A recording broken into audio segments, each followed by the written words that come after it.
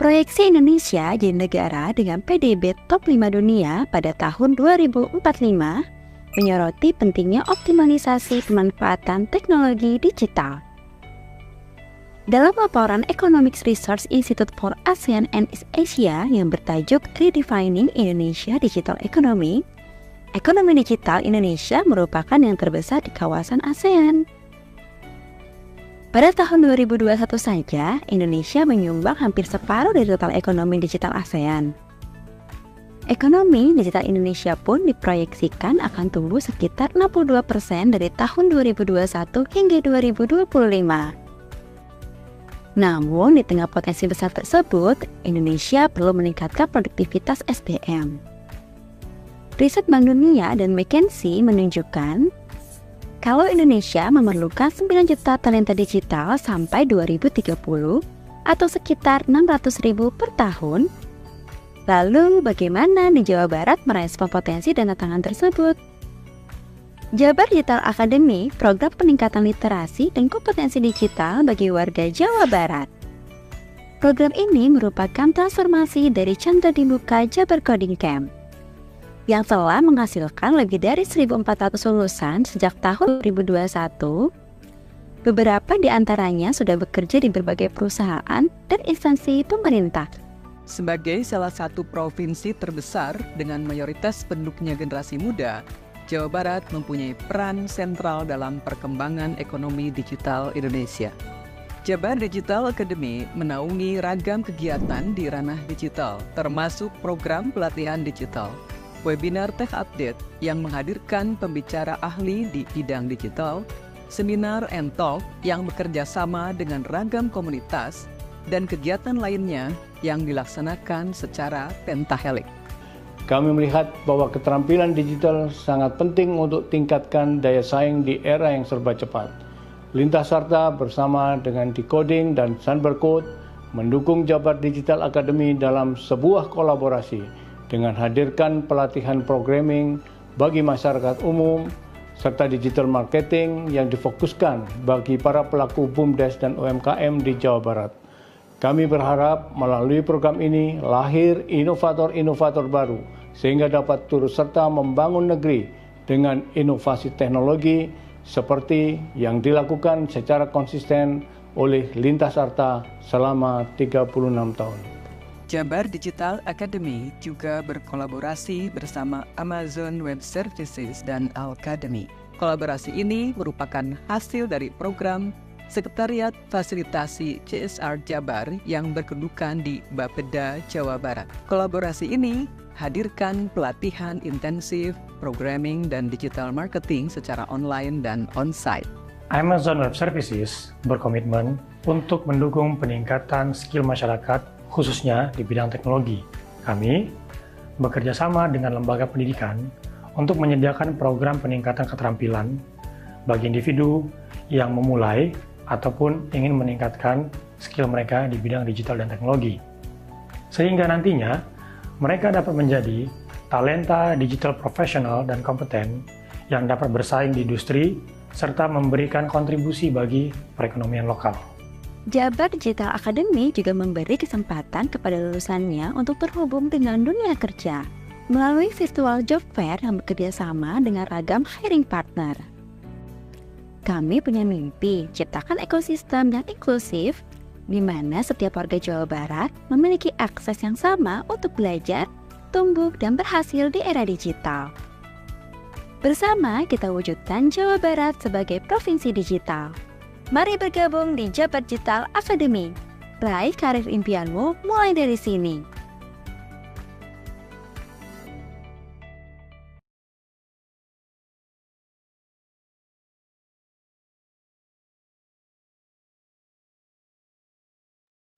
Mau tahu cerita soal transformasi digital di Jabar? Tenang, ini nggak bakal ngebosenin kok. Waktu gubernur ingin teknologi ditawarkan jadi inklusif, kami harus mentransmisi dan bawa misi kolaborasi. Kurang lebih responnya kayak gini. Atau kayak, tapi anak-anak ini nggak patah arang. Digadang jadi startupnya pemerintah, diganjar penghargaan Best Team Under 35, bikin JDS makin pacu buat kebut transformasi. Terus tiba-tiba pandemi. Jutaan orang cari solusi, cari cara baru buat adaptasi. Sampai akhirnya, ini jadi titik transisi. Semua dipaksa, kudu serba terdigitalisasi. Untungnya, produk digital kita gak cuma dipakai banyak orang, tapi ikut ubah cara kita kerja. Bahkan bikin Digitim makin dikenal warga. Ibarat virus, digitalisasi bisa nular juga ke pelosok Jabar. Gak perlu melulu pakai istilah rumit, teknologi tetap disampaikan. Meski gak selesai di meja rapat, tetap bisa beres di warung kopi. Yang awalnya kudu jemput bola, sekarang jadi ditunggu warga. Mungkin ini gara-gara kolam Bu Susi yang makin nambah. Atau modal pupuk buat lahan Pasunandar jadi lebih murah. Pak RW juga makin aktif, bikin warga lebih terinformasi. Meski kebanyakan juga pengen eksis. Gak perlu khawatir lagi sama pandemi, karena konsultasi dokter bisa lewat daring. Dan obatnya bakal langsung kirim. Dobrak birokrasi yang pelik, dapetin data bisa hitungan detik. Juga bikin ASN makin percaya diri buat sajikan data gak cuma di tabel. Bahkan bantu pemangku kebijakan biar bisa data driven. Gak ada lagi kertas dokumen numpuk di kilo di akhir tahun. Karena lewat digital, semua tetap bisa tersimpan dengan aman. Semua perubahan kecil ini berarti buat kami. Inilah transformasi digital di Jabar yang berlangsung hampir 4 tahun. Dari yang awalnya ditolakin Bapak Ibu pejabat, sampai akhirnya berkolaborasi dengan erat. Ini semua berkat kamu, dari warga, perangkat daerah, tech entusias, media, dan banyak pihak yang gak lelah kolaborasi bareng kita. Dan bikin transformasi digital jadi orkestrasi yang bisa dinikmatin oleh semua. And that, kids, is how I met Ridwan Kamil's best team. Jadi setelah ini, kamu masih tertarik buat kolaborasi?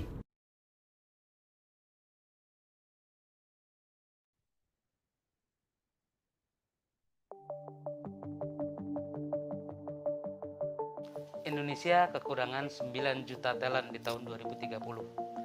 Artinya tiap tahun mungkin hampir kurang lebih 1 juta talent dibutuhkan untuk bisa memenuhi industri yang terus berkembang dan makin besar di Indonesia terutama. Dan kita tahu jumlah institusi pendidikan yang saat ini hadir masih dirasa kurang. Walaupun sudah banyak lulusannya, tidak serta-merta lulusan IT dalam hal ini bisa langsung memenuhi kebutuhan industri. Fakta lainnya adalah di daerah-daerah rural, di daerah 3T di Indonesia terutama, belum banyak yang bisa memberikan kesempatan anak-anak daerah tersebut untuk bisa mengenal dan mencoba belajar mengenai industri digital. Kita ingin di satu sisi memberikan kesempatan ke anak-anak di seluruh Indonesia, tidak hanya di kota-kota besar, tapi suburban, daerah-daerah rural, daerah 3T pun memiliki kesempatan yang sama untuk mengenal apa itu industri digital.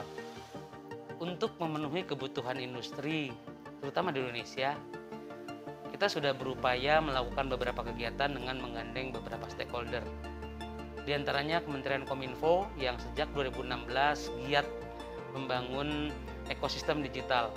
Bersama Kominfo juga kita waktu itu pernah menggelar SMK Coding. Kita memberikan skill pemrograman adik-adik SMK yang diharapkan mereka bisa langsung terjun dan berkarya setelah lulus sekolah. Kita juga berusaha mengenalkan industri kreatif digital bersama Bakti Kominfo untuk daerah 3T.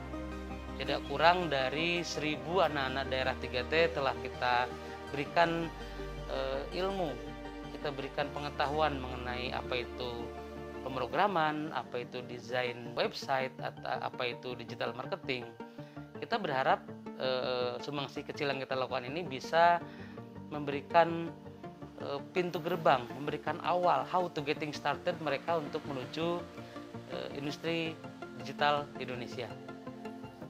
Bersama Alkademi, kita ingin generasi muda nggak hanya menjadi generasi Gen Z yang lebih banyak mengeluh. Kita pengen bisa menciptakan generasi-generasi yang terus berkarya, terutama di hal digital. Kita pengen menularkan semangat bahwa kita hidup di sebuah gelombang digitalisasi di mana semua pihak harus terlibat.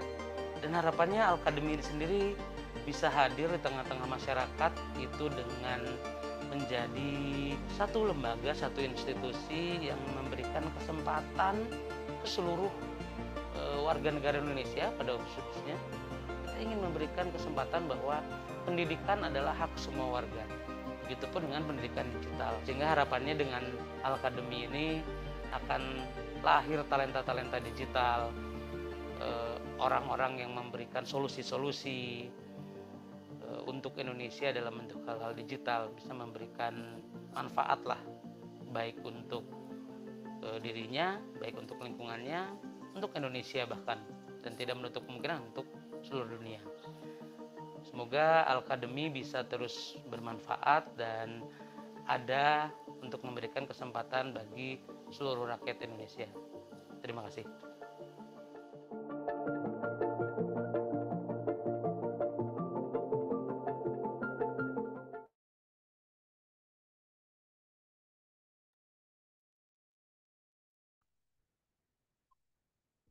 Ya, selamat pagi dan selamat bergabung para peserta yang sudah hadir secara virtual melalui aplikasi Zoom Meeting. Sebelum acara dimulai, berkenan kiranya Bapak Ibu, Akang Teteh hadirin sekalian untuk membuka kamera, mematikan mikrofonnya, serta menyesuaikan format nama menjadi nama underscore instansi atau domisi atau kelas. Baik, mengawali seluruh rangkaian acara kita pada pagi hari ini, mari kita saksikan penayangan video berikut ini.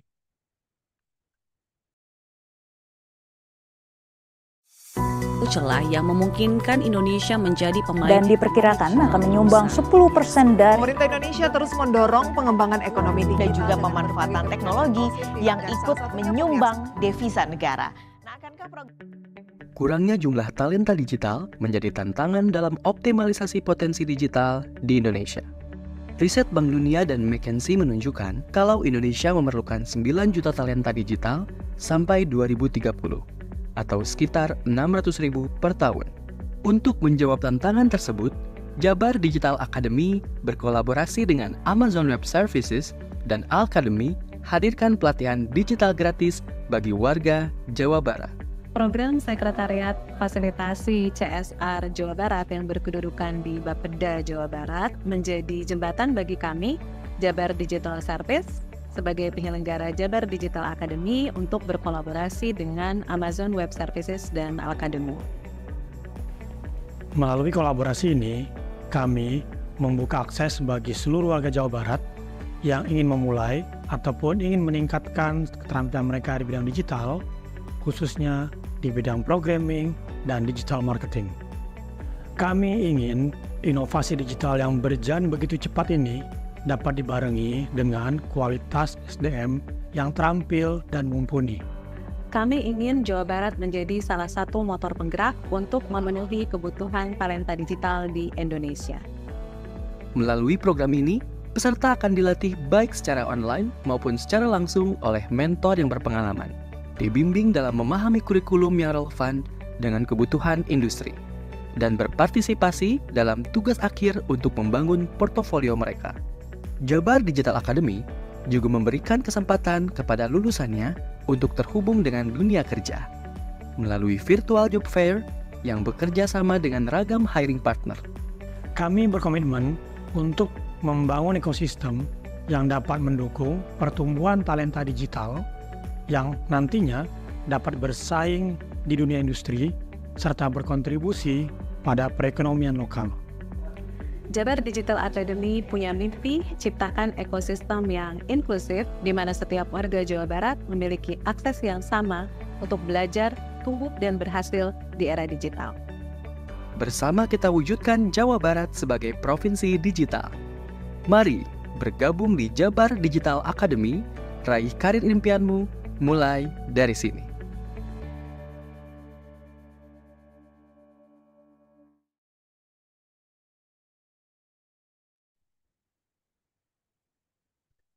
Assalamualaikum warahmatullahi wabarakatuh.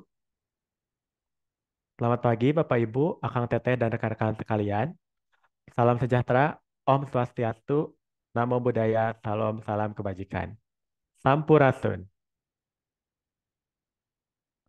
Senang sekali pada hari ini, Kamis 27 Juni 2024, saya Nici Azhari Holik, selaku host, akan memandu jalannya acara JDA Talks episode ke-5 by Jabar Digital Academy. Adapun tema JDA Talks kita pada episode kali ini adalah Data Science Meet Digital Marketing, Strategies for Effective Campaigns. Hadirin yang berbahagia, izinkan saya untuk menyapa para tamu undangan yang sudah hadir di tengah-tengah kita.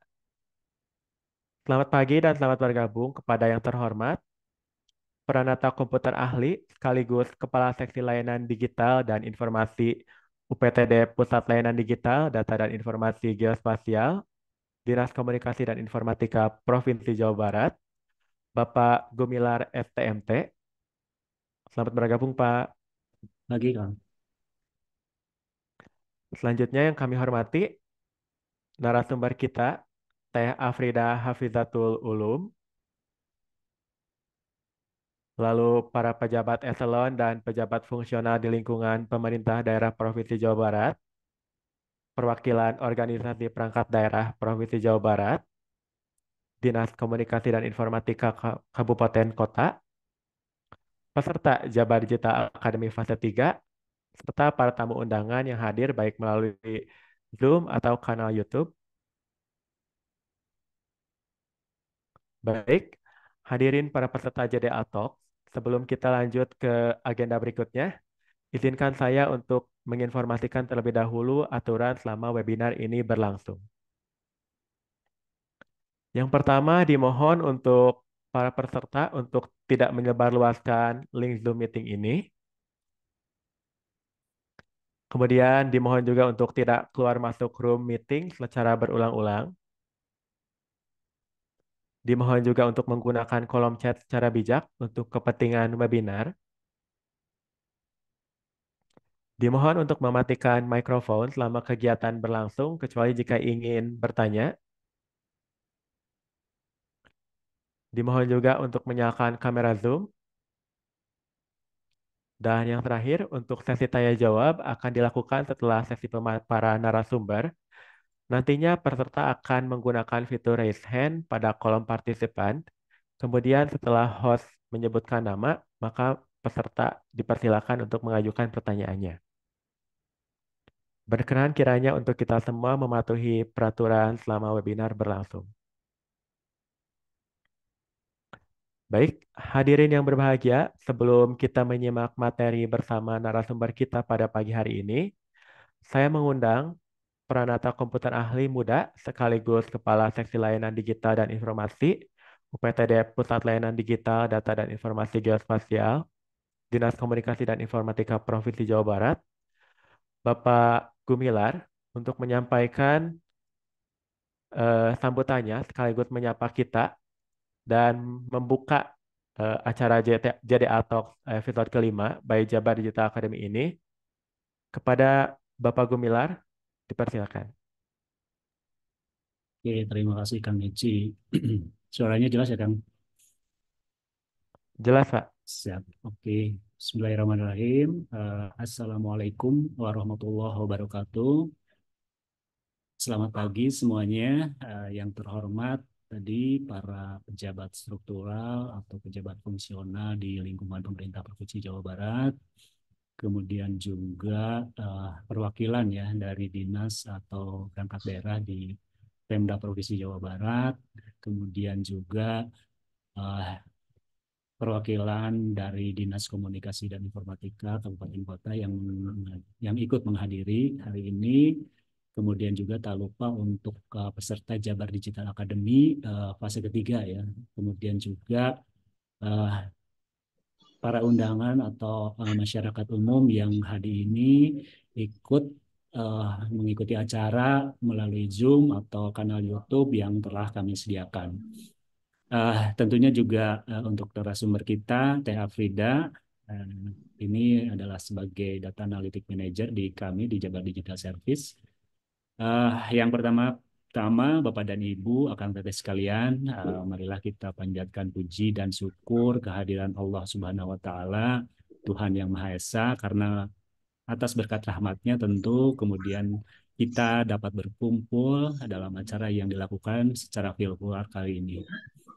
Bapak dan Ibu, Akang Teteh yang saya hormati, izinkan kali ini saya membuka JDA Talk dengan tema strategi for effective campaign.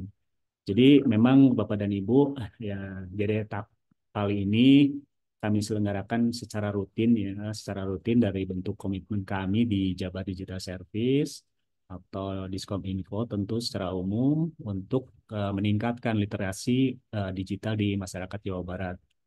Nah, karena memang kita kali ini hidup di era digital di mana data menjadi bahan yang utama dalam pengambilan keputusan ya. Kemudian juga data menjadi bahan yang utama untuk menyusun strategi pemasaran seperti itu. Jadi oleh karena itu memiliki pemahaman yang mendalam tentang data atau ilmu data ya kalau dikenalnya data science gitu. Dan kemudian mengintegrasikannya dengan ilmu digital marketing, ini tentu merupakan salah satu kunci yang dapat menghasilkan pemasaran digital yang tentu efektif dan tepat sasaran seperti itu. Nah, di kesempatan pagi kali ini juga kita nanti harapannya akan belajar dari narasumber kita bagaimana cara menggabungkannya nih antara kekuatan data science dengan strategi digital marketing ya. Tentu untuk menciptakan campaign yang tidak hanya menarik, tapi juga efektif, efisien, dan tentu tepat sasaran. Nanti Bapak dan Ibu akan teteh semuanya akan dibersamai oleh Teh Afrida. Ini di kami sebagai data analytic manager di ekosistem data Jabar. Tentu Bapak dan Ibu mungkin sudah mengetahui tentang produk-produk kami di Jabar Digital Service atau di Provinsi Jawa Barat ada ekosistem data Jabar yang terdiri dari satu data, open data, dan satu peta seperti itu. Nah ini nih kita nanti diharapkan akan mendapatkan ilmu ya, kemudian juga akan mendapatkan insight mengenai bagaimana data dapat diolah, kemudian dimanfaatkan untuk mendukung kampanye digital seperti itu. Karena memang dalam era di mana informasi dan teknologi ini sekarang sudah sangat berkembang begitu cepat dan tentu kita dituntut untuk terus belajar dan beradaptasi. Bapak dan Ibu sekalian, JDA Talk kali ini adalah kesempatan berharga bagi kita untuk dapat memperkaya pengetahuan dan juga untuk keterampilan di bidang digital tentunya.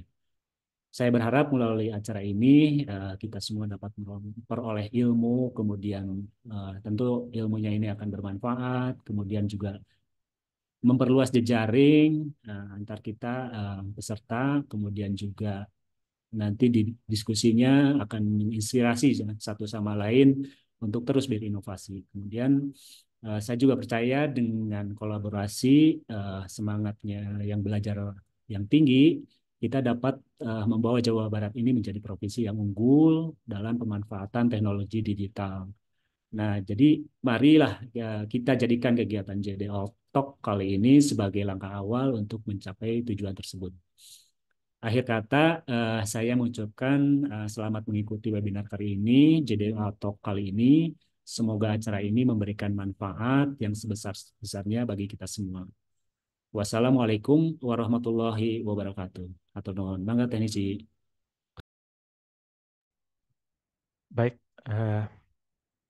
kami ucapkan terima kasih kepada Bapak Gumilar, STMT, atas sambutan yang telah disampaikan sekaligus membuka acara kita pada hari ini secara resmi. Baik, tanpa berlama-lama lagi, kita akan ikuti paparan dan diskusi mengenai Data Science Meet Digital Marketing, Strategies for Effective Campaigns. Bersama narasumber kita pada pagi hari ini.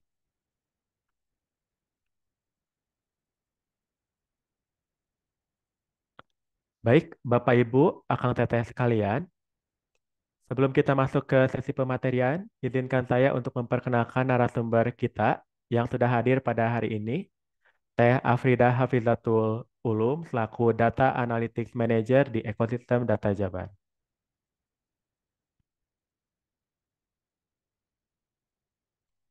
Halo Teh Afrida, apakah sudah bergabung bersama kita? Halo Kang Lici, suara saya terdengar jelas ya Kang? Terdengar Teh. Oke.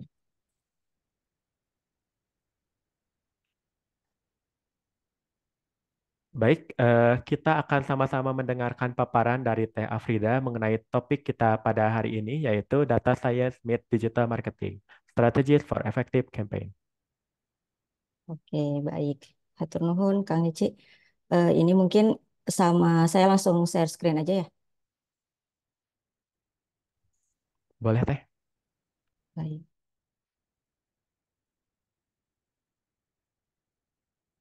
Ya, oke. Hatur nuhun Kang Lici dan selamat pagi rekan-rekan semua gitu. Untuk hari ini gitu pagi ini sharing tentang bagaimana eh, data science itu bisa berkolaborasi gitu ya dengan digital marketing dan mungkin saya akan coba sharing terkait bagaimana kita bisa memanfaatkan data science untuk strategi campaign gitu ya lebih ke optimalisasi di digital marketingnya gitu. Oke, mungkin sebelumnya perkenalan kembali gitu ya. Sebelumnya sudah dikenalkan oleh Pak Gumilar dan Kang Nici juga gitu. Saya Afrida sebagai Data Analytics Manager di Jabar Digital Service. Sebelum di Jabar Digital Service pernah menjadi trainer gitu data science di Sunbercode. Nah, kemudian saya lulusan dari Institut Teknologi Bandung. Nah, selama di Jabar Digital Service ada beberapa proyek yang memang sudah dikerjakan dan sedang running juga gitu dikerjakan gitu. Jadi saya mengerjakan di produk analitik dashboard di Open Data Jabar. Bagaimana kita menganalisis dari segi produk itu yang memang sudah dibuat oleh Jabar Digital Service. Kemudian saya juga menganalisis slot penerimaan peserta didik baru, anggaran pendapatan dan belanja daerah. Oke. Nah, mungkin karena kita berbicara tentang digital marketing dan kemudian data science, ini beberapa yang akan coba saya sharing gitu ya. Jadi pagi ini kita coba belajar bersama gitu. Saya coba ceritakan apa yang saya ketahui tentang data science dan bagaimana kita bisa memanfaatkan data science di digital marketing. Dan mungkin saya juga bisa mendapatkan ilmu dari rekan-rekan sekalian tentang digital marketing gitu. Nah, baik yang pertama mungkin kita semua tahu ya tentang digital marketing atau di sini kalau nggak salah pesertanya banyak ya dari Jabar Digital Academy gitu ya pesertanya gitu. Nah, kalau misalkan kita tahu tentang digital marketing, nah digital marketing itu kan sebenarnya bagaimana kita bisa memanfaatkan digital channel yang saat ini seperti sosial media gitu, YouTube atau bahkan browser-browser pada umumnya untuk kita bisa memasarkan si produk kita gitu sehingga kita bisa meningkatkan penjualan ataupun kita bisa meningkatkan pengunjung bahkan konsumen kita sendiri. Nah, selanjutnya mungkin kita bicara tentang data science-nya nih. Kita coba kenalan tentang data science. Mungkin sebelumnya saya mau coba tanya dulu ya ke rekan-rekan sekalian gitu, rekan-rekan apa yang rekan-rekan sekalian ketahui tentang data science gitu. Mungkin bisa di komen chat ya, Kang Nici. Mangga bisa boleh diceritakan gitu ya di kolom chatnya apa yang teman-teman tahu itu tentang data science. Oke, mungkin kita tunggu ya.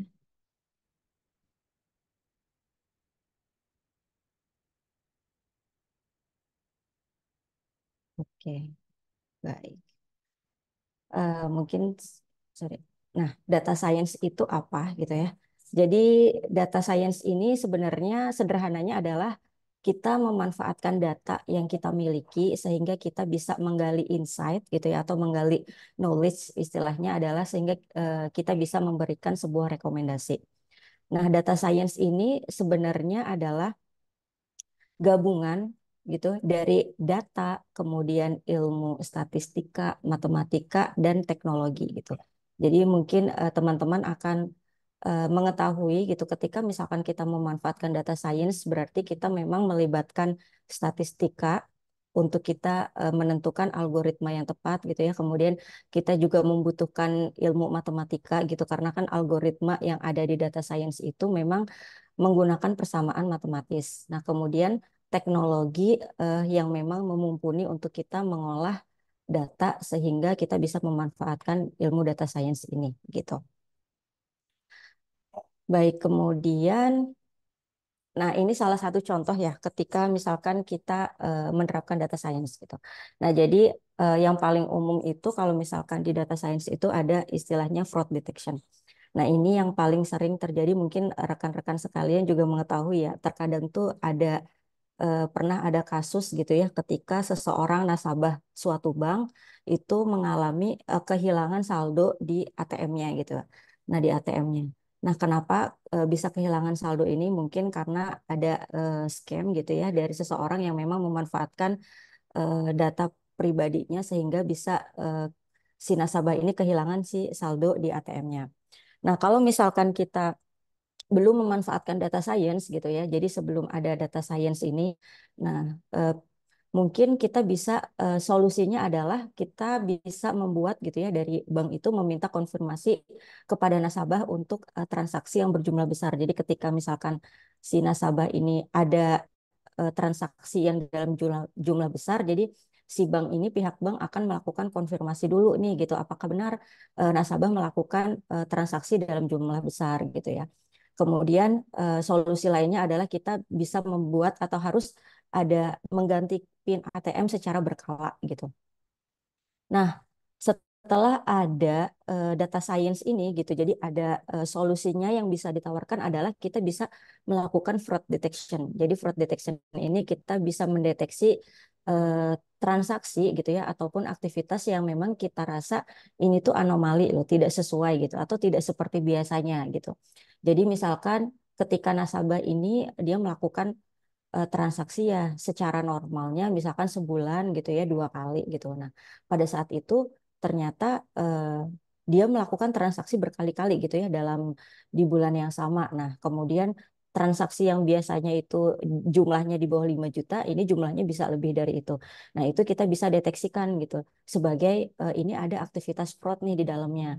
Nah, ketika kita bisa mendeteksi aktivitas fraud ini, nah nanti dari pihak bank bisa mengambil keputusan yaitu dengan menunda transaksi berikutnya seperti itu ya dan melakukan konfirmasi kepada nasabah.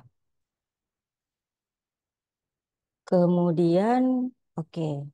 Nah, data science ini kita base-nya adalah data gitu ya. Jadi di mana kita menggunakan data gitu sehingga kita bisa mengambil sebuah keputusan. Nah, kenapa data driven istilahnya kalau misalkan saat ini adalah data driven decision making, kita membuat keputusan, kita membuat kebijakan gitu ya, itu berdasarkan data. Nah, pada saat ini kenapa hal ini sangat penting gitu? Karena kalau misalkan kita flashback kembali gitu ya pada saat kita belum aware terhadap data, itu kebijakan yang ada, keputusan yang ada itu masih bersifat asumtif gitu. Jadi mungkin terkadang kita merasa kenapa kebijakan yang ada atau keputusan yang sudah diambil gitu ya oleh pemangku kebijakan itu tidak sesuai gitu ya dengan relevan yang ada pada saat ini, pada yang tidak sesuai dengan keadaannya gitu. Nah, itu berarti adalah salah satu dampak ketika kita mengambil keputusan tetapi sifatnya asumtif gitu atau sifatnya masih budaya. Nah, kemudian setelah ada teknologi gitu ya, kemudian data itu kita bisa kumpulkan data gitu ya secara digital. Nah, itu kan kita bisa nih banyak data-data yang bisa kita olah. Nah, dengan data-data yang bisa kita olah ini kita bisa mengambil keputusan berdasarkan data. Nah, pentingnya atau manfaatnya ketika kita data driven itu adalah mungkin yang pertama adalah valuable insight. Nah, valuable insight ini kita mendapatkan insight-insight yang memang lebih bernilai lagi gitu. Jadi misalkan kita punya data pengunjung atau data customer gitu, kita bisa tahu dengan data-data yang ada tuh bagaimana pengunjung gitu ya secara trennya gitu berkunjung ke produk kita atau melakukan purchasing gitu ya dari produk yang sudah kita buat gitu. Nah, kemudian dengan insight yang kita dapatkan itu, kita juga bisa membuat sebuah strategi yang akhirnya ini akan membantu pertumbuhan gitu ya atau perkembangan suatu perusahaan gitu. Jadi kita bisa membantu sustainability dari perusahaan kita dengan value atau insight-insight yang memang kita dapatkan dari data kita. Nah, kemudian kita juga bisa melakukan improvisasi gitu, peningkatan terhadap program. Misalkan kita punya sebuah program, misalkan pelatihan gitu ya. Nah, ketika kita buat sebuah program pelatihan, nah itu kan pasti ada data peserta dan lain-lain gitu ya. Atau misalkan kita program pelatihannya ini sifatnya apa ya? Sifatnya itu non profit lah ya. Jadi kita misalkan datang ke sebuah desa, kita mengadakan sebuah pelatihan. Nah, awalnya mungkin kita hanya ingin melatih eh, peserta yang ada di dalamnya. Nah, tapi dengan adanya data gitu ya, kita bisa membaca bagaimana potensi di desa tersebut gitu ya, dan bagaimana background masyarakat tersebut gitu. Jadi kita bisa nih mengambil keputusan atau mengimprove kembali si program kita supaya sesuai atau impact-nya itu lebih terasa di masyarakat tersebut gitu. Nah, kemudian kita juga bisa optimize operation. Jadi lebih memudahkan kita gitu ya ketika mengalokasikan sumber daya manusianya gitu ya atau mengalokasikan kira-kira tools apa yang perlu kita gunakan gitu. Dan kemudian dengan data driven pun kita bisa melakukan prediksi ke depannya apa yang harus kita lakukan di kedepannya untuk meningkatkan misalkan program kita ataupun penjualan misalkan kalau kita bergerak di bidang e-commerce gitu ya. Nah, kemudian yang terakhir adalah actionable insight. Jadi dari insight yang ada tuh kita bisa langsung action nih gitu. Kira-kira apa yang harus kita lakukan. Nah, selanjutnya dengan memanfaatkan yang namanya data gitu ya, data science. Nah, kalau misalkan di digital marketing tuh kalau perusahaan itu kan pasti dia akan memberikan mengeluarkan effort yang besar ya untuk dari sisi marketing, dari campaign dan lain-lain. Nah, tujuannya itu adalah untuk meningkatkan si return on investment gitu. Jadi bagaimana kita bisa misalkan kita invest nih mengeluarkan uang sekian, nah berapa sih persentase keuntungan yang akan kita dapatkan seperti itu kan. Nah, jadi dengan memanfaatkan si data science ini gitu, jadi akan membantu perusahaan ketika misalkan perusahaan itu ingin meningkatkan dari segi revenue gitu dan lain-lain. Oke, nah mungkin kita akan bicara tentang data science-nya lagi nih gitu. Bagaimana sih kalau kita punya data, apa sih yang harus kita lakukan gitu ya dengan data kita gitu ya.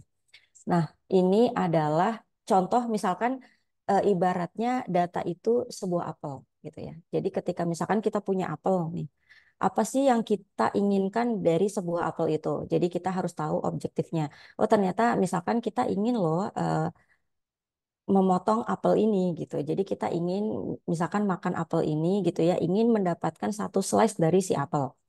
Nah, terus kita harus cari lagi problemnya. Jadi dari objektif yang kita inginkan gitu ya. Jadi apel tadi masalahnya adalah apa gitu ya yang bisa paling cocok nih untuk kita memotong apelnya gitu. Jadi tools yang paling cocoknya itu apa gitu. Ternyata solusinya kita dapatkan adalah kita bisa memotong atau mendapatkan si slice dari apelnya ini menggunakan pisau kayak gitu. Nah, kemudian dari situ setelah dari dapat solusi itu kita kan akan ada evaluasi ya atau misalkan kita lesson learn apa yang kita dapatkan gitu. Jadi kalau misalkan kita memotong apel menggunakan gergaji, apakah itu lebih efektif atau sebenarnya itu terlalu berlebihan gitu karena kita hanya memotong sebuah apel. Nah, itu. Gitu. Kemudian dari analogi ini kita coba kalau misalkan di data science itu ya atau data analytics workflow-nya pertama adalah kita harus tahu dulu nih business understanding-nya. Jadi objektifnya apa? Ketika kita punya data, misalkan contohnya kita punya data customer. Nah, kita tuh ingin tahu apa ya gitu dari data customer kita, objektifnya. Apakah kita ingin tahu behavior customernya gitu ya, atau kita ingin analisis yang lebih dalam dari data customer kita gitu kan. Nah, terus kita cari tahu lagi gitu, problemnya apa yang bisa kita lakukan gitu ya dari data tersebut gitu. Metodenya mau menggunakan apa seperti itu. Nah, kemudian setelah itu kita sebenarnya lebih ke data collecting dan understanding. Jadi di sini tuh kita memahami data kita. Jadi kan sebenarnya kalau misalkan data-data digital marketing mungkin sumbernya bisa dari Google Analytics gitu ya untuk kita mendapatkan datanya. Jadi kalau misalkan atau dari misalkan e-commerce itu udah otomatis kan misalkan kita menjual sebuah produk gitu ya. Kita punya brand, kita jualan, nah pasti otomatis kita punya nih data-data customer kita gitu ya. Nah, kita bisa kumpulkan data-data tersebut gitu ya. Atau misalkan kita melakukan campaign atau memasang iklan itu otomatis ada sebuah tools yang bisa kita monitoring ya dari campaign kita itu gitu. Nah, nanti kita kumpulkan juga datanya. Terus kemudian kita pahami si data tersebut. Nah, strukturnya gitu ya dari kemudian data ini variabelnya seperti apa gitu ya. Terus setelah misalkan kita pahami si data itu kita bisa melakukan analytical approach. Jadi apa metode yang tepat gitu ya. Jadi misalkan ternyata data kita itu banyak loh yang misalkan nolnya gitu ya. Kalau bahasanya tidak ada data yang ke-record gitu. Ada beberapa data yang nggak ke-record gitu. Nah ini apa ya yang harus kita lakukan misalkan ya. Terus kemudian kita menemukan ada anomali nih gitu ya dari datanya gitu. Jadi misalkan kita punya data customer yang awalnya customer ini misalkan rutin nih membeli misalkan biasanya umumnya customer ini membeli dengan harga ya range harganya itu adalah 100 atau 200 ribu tapi ada titik yang ternyata kok customer ini sampai belanja jutaan ya kayak gitu. Nah itu juga perlu kita explore lagi dari datanya. Nah kemudian dari data-data yang misalkan banyak anomalinya atau ada nolnya, nah itu kan kita perlu ya metode dari segi statistiknya apa yang harus kita lakukan seperti itu. Nah kemudian kita ada tahapan di mana model development dan evaluasi gitu ya. Kalau misalkan di data science ini, misalkan kita ingin melakukan mengelompokkan user gitu ya ataupun customer. Nah, itu kan ada model yang memang perlu atau algoritma yang kita perlu gunakan gitu ya untuk bisa mengelompokkan si customer tersebut. Nah, kemudian nanti kita evaluasi apakah model kita ini sudah sesuai gitu ya. Jadi si kelompok customer yang kita dapatkan itu udah sesuai atau belum. Nah, baru selanjutnya kita bisa perform insight-nya dari hasil analisis kita gitu ya, dari hasil model development kita itu gitu ya. Nah, kemudian kita bisa merekomendasikan sesuatu atau bahkan kita melakukan deployment gitu. Jadi kita buat si algoritmanya kemudian kita deploy ke dalam produk kita seperti itu. Nah, selanjutnya dari workflow-nya ini kalau di data itu tuh ada beberapa level analisis gitu ya di data science. Nah, jadi misalkan kita punya data. Ada yang pertama itu adalah levelnya itu deskriptif. Jadi deskriptif ini kita hanya ingin tahu misalkan berapa sih jumlah customer gitu ya. Berapa jumlah customer laki-laki dan perempuan gitu ya. Kemudian bagaimana sebaran usia customer gitu. Terus mereka itu rata-rata belanja itu berapa jumlahnya. Nah, itu sifatnya deskriptif. Nah, kalau selanjutnya level selanjutnya itu adalah investigative analytic. Jadi kita mencari tahu apa yang sedang terjadi gitu. Misalkan dari data customer kita melihat kok di bulan ini kita mengalami penurunan ya gitu penjualan atau kita mengalami peningkatan penjualan. Nah, itu kita bisa lakukan investigatifnya gitu. Jadi kita lihat kita investigasi dulu apa penyebabnya. Nah, sebenarnya tahapan lebih deepnya lagi adalah diagnostik. Jadi di diagnostik ini bahkan kita mencari tahu misalkan ada penurunan penjualan ini karena apa ya kira-kira gitu. Apakah misalkan ada event-event tertentu yang menyebabkan menurun gitu ya atau misalkan ada brand-brand kompetitor baru nih yang memang menyebabkan si customer kita ini mulai beranjak ke brand tersebut kayak gitu. Nah, itu di tahapan diagnostik analitik gitu. Nah, kemudian ada tahapan selanjutnya adalah predictive analytics-nya. Jadi si predictive analytic ini kita bisa memprediksikan gitu. Jadi dari misalkan kita punya data penjualan, behavior customer kita, jadi kita memprediksikan kalau misalkan kondisinya akan sama seperti ini gitu ya. Jadi kayaknya bagaimana nih prediksi kita atau estimasi penjualan di bulan berikutnya gitu. Nah, itu di tahapan prediktif. Nah, kemudian kalau preskriptif analytics itu kita mencoba bagaimana eh, misalkan kita punya prediksi kalau di bulan depannya itu akan meningkat. Nah, jadi di bagian preskriptifnya kita akan mencoba menggali lagi kira-kira variabel apa yang perlu ditingkatkan untuk mencapai si prediksi tadi, misalkan.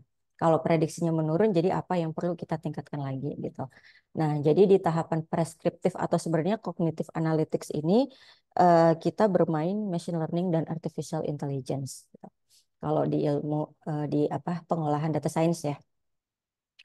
Nah, selanjutnya tools-nya tuh apa ya yang bisa dipakai kalau misalkan kita punya data, kemudian untuk membantu gitu ya dari segi meningkatkan si optimasi di digital marketing. Jadi kalau misalkan di kami kita bisa melakukan visualisasi menggunakan Tableau. Jadi untuk memvisualkan data-datanya gitu atau sebenarnya kita bisa menggunakan bahasa pemrograman Python ataupun R untuk misalkan mengolah datanya gitu ya. Terus kita bisa juga menggunakan Google Analytics gitu ya untuk melihat tren-trennya seperti itu. Terus bisa menggunakan database Postgre dan lain-lain gitu ya untuk sebagai penyimpanan sumber data. Nah, selanjutnya kalau misalkan kita bicara nih tentang eh, bagaimana kita memanfaatkan data science sehingga kita bisa mengefektifkan si campaign kita gitu ya di digital marketing. Jadi sebenarnya ada beberapa use case yang memang bisa kita gunakan gitu untuk eh, meningkatkan si campaign ataupun dari sisi marketing kita gitu ya. Jadi yang pertama tuh ada customer segmentation, kemudian ada rekomendasi sistem, ada market based analysis, dan ada churn prediction serta ada sentiment analysis. Oke, mungkin kita akan coba breakdown satu-satu gitu ya. Kita coba jelaskan satu-satu apa itu customer segmentation gitu. Nah, misalkan di sini salah satu use case-nya adalah customer segmentation. Entah itu kalau teman-teman punya produk yang sifatnya hanya ingin tahu visitornya ataupun hanya ingin tahu usernya gitu ya, ataupun bahkan ingin tahu customer segmentasi. Nah, di sini beberapa yang bisa kita lakukan. Nah, jadi pertama kita perlu data dari segi misalkan geografik ya, segmentasi geografiknya. Nah, kita bisa tahu misalkan pengunjung kita ataupun konsumen kita itu kebanyakan dari negara mana, misalkan dari kota mana, dari daerah mana. Apakah paling banyak itu mereka berasal dari urban gitu ya, atau berdasarkan dari daerah yang rural gitu ya. Nah, terus eh, setelah kita tahu, sebenarnya ini sangat penting ya untuk kita tahu sehingga nanti ketika misalkan kita membuat sebuah campaign gitu ya, ataupun strategi, kita tahu behavior atau misalkan mana daerah-daerah mana yang memang kita prioritaskan gitu. Kemudian dari segi demografiknya, kita bisa mengumpulkan gitu data-data dari segi bagaimana usia pengunjung ataupun customer kita. Bagaimana tingkat pendidikan mereka seperti itu. Dan bagaimana pekerjaan mereka, bahkan kita bisa mengumpulkan data dari status apakah mereka berkeluarga atau kemudian bagaimana income-nya. Nah, setelah itu kita juga bisa melakukan analisis segmentasi ini dari segi psikografik gitu. Jadi dari segi ketertarikan konsumen kita gitu ya, atau ketertarikan user kita dan pengunjung kita gitu. Jadi misalkan pengunjung kita itu lebih tertarik suka konten yang seperti apa gitu kan. Nah, lebih suka tertarik dengan produk kita yang model seperti apa. Nah, itu kita coba analisis dari psikografiknya. Kemudian kita juga analisis behaviornya. Behaviornya itu adalah lebih ke kebiasaan pengunjung kita. Misalkan kita punya produk aplikasi atau apapun. Jadi kita bisa tahu user kita itu behaviornya seperti apa. Apakah mengunjungi produk kita itu di pagi hari gitu ya. Terus atau mereka itu biasa membeli sesuatu itu misalkan di jam tertentu atau hanya di jam-jam yang ketika misalkan kita melakukan live shopping dari produk kita misalkan. Nah, itu kita bisa analisis dari segi behaviornya. Nah, dari keempat dari geografik, demografik gitu ya dan behaviornya kita bisa segmentasikan gitu ya. Jadi kita kelompokkan. Nah, ini di sini kita perlu algoritma data science untuk mengelompokkan si segmen-segmen user tadi gitu karena nanti akan terbagi nih beberapa segmen. Jadi misalkan segmen A ini adalah eh, kelompok yang memang user kita atau pengunjung kita yang berusia sekian, dia suka belanja apa, dia biasanya melakukan aktivitas apa, seperti itu. Nah, kemudian ketika kita melakukan user segmentasi ini, apa sih yang bisa kita manfaatkan gitu ya? Benefitnya apa? Jadi kita bisa melakukan budget dan campaign optimasi gitu. Jadi kita kalau misalkan menggunakan data science nih, kita sudah melakukan segmentasi. Nah, nanti kita bisa nih melakukan prediksi eh, budget campaign untuk meningkatkan si ROI tadi gitu ya, return on investment. Jadi misalkan ketika kita campaign gitu ya, terus kita mengeluarkan uang sekian. Nah, biasanya kan dari campaign itu kita bisa ya mendapatkan behavior usernya apakah eh, ketika kita meningkatkan apa namanya kita pasang iklan atau apapun apakah user-user yang berkunjung itu hanya sekedar melihat gitu ya atau memang langsung melakukan purchasing misalkan. Nah, ketika kita sudah banyak nih mengumpulkan data-data yang dari data budget berapa dan menghasilkan ROI berapa, nah kita bisa memprediksi ke depannya dengan behavior customer kita kayaknya kita perlu deh mengambil atau memilih budget yang seperti ini, memilih campaign yang sekian gitu. Nah, selanjutnya adalah channel analysis. Nah, channel analysis ini untuk kita melakukan segmen sebenarnya dari customer kita gitu ya, dari pengunjung kita berdasarkan channel yang memang mereka sukai gitu. Jadi misalkan kita tahu mereka itu mengunjungi produk kita itu melalui apa gitu. Ternyata melalui sosial media yang mana gitu yang paling sering mereka kunjungi gitu ya. Nah, nanti dari kita tahu segmen-segmen dari channel, kemudian bahkan dari segmentasi yang lainnya, kita bisa melakukan personalize gitu. Jadi personalisasi dari segi advertising ataupun message gitu. Nah, kalau misalkan teman-teman mungkin tahu ya, rekan-rekan semua tahu. Jadi misalkan nih, terkadang kayak misalkan di aplikasi ojek online gitu ya, atau misalkan di aplikasi e-commerce, itu kan terkadang antara customer satu dengan customer lain itu dia akan mendapatkan diskon ataupun voucher itu yang berbeda-beda gitu. Jadi misalkan customer A ini dia mendapatkan voucher diskon sampai berapa persen. Nah, customer yang lain hanya mendapatkan berapa persen. Nah, itu hasil dari personalisasi setelah kita melakukan user segmentasi. Jadi akan ada segmentasi user yang ini kita akan coba berikan diskon yang besar gitu karena mungkin ini adalah segmen-segmen customer ataupun user yang memang dia itu suka loh belanja gitu ya.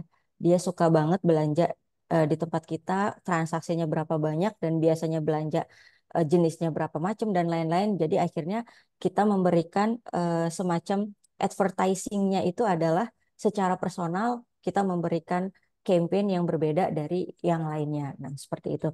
Ini salah satu contoh ketika kita melakukan segmentasi user ataupun customer, apa sih yang bisa kita tingkatkan gitu ya untuk digital marketingnya atau dari segi campaignnya.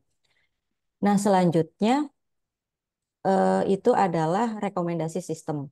Nah, jadi di rekomendasi sistem ini lebih ke kalau rekomendasi itu ada yang sifatnya product recommendation gitu ya, ada juga yang sifatnya content recommendation.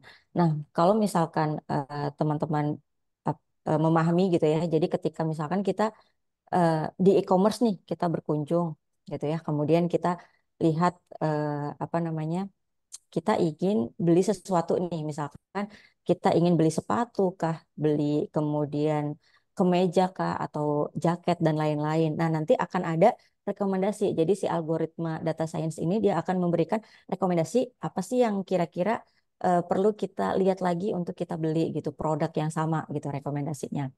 Nah, atau misalkan kalau kita dari segi konten ya. Nah, atau misalkan dari masih di bagian produk rekomendasi, ketika kita ke misalkan di sosial media gitu ya, kita lagi lihat-lihat nih, misalkan ini akun sebuah brand gitu, jadi brand fashion. Kemudian kita lihat-lihat gitu ya. Nah nanti ketika kita scroll-scroll tuh biasanya akan muncul iklan-iklan gitu ya, advertise yang memang menyesuaikan dengan si algoritma yang udah kita lihat gitu. Jadi misalkan kita pengen ngelihat, kita lagi tertarik nih dengan mau beli sesuatu gitu ya, yang sepatu atau misalkan jaket gitu, nanti si algoritma data science ini dia akan memberikan rekomendasi akun-akun lain yang sesuai gitu ya. Nah, ini adalah dari segi recommendation system. Nah, kemudian kalau misalkan kontennya, rekomendasi yang sifatnya konten, itu kalau misalkan kita lagi nonton gitu ya di Netflix ataupun di eh, produk-produk yang memang untuk TV shows gitu ya, atau juga konten-konten di sosial media. Nah, algoritma data science itu juga kita bisa gunakan untuk merekomendasikan customer atau merekomendasikan pengunjung sesuai dengan konten yang mereka tonton sebelumnya. Jadi misalkan nonton film yang jenisnya komedi, maka sering akan ada rekomendasi-rekomendasi film yang genrenya komedi gitu. Atau misalkan konten yang sifatnya edukatif gitu ya, yang sering kita tonton. Jadi maka algoritma itu akan memberikan rekomendasi sesuai dengan konten yang memang kita tonton. Jadi kalau misalkan rekan-rekan menemukan kenapa yang masuk ke rekan-rekan itu adalah misalkan video-video yang memang ini kenapa kontennya apa namanya, kontennya tidak edukatif ya, itu berarti artinya memang, atau misalkan suka ngeliat gitu ya konten-konten yang gosip gitu ya. Nah, itu bakal muncul juga nih konten-konten yang terus-terusan sama gitu karena memang algoritma si data science membaca bagaimana behavior dari rekan-rekan sekalian gitu.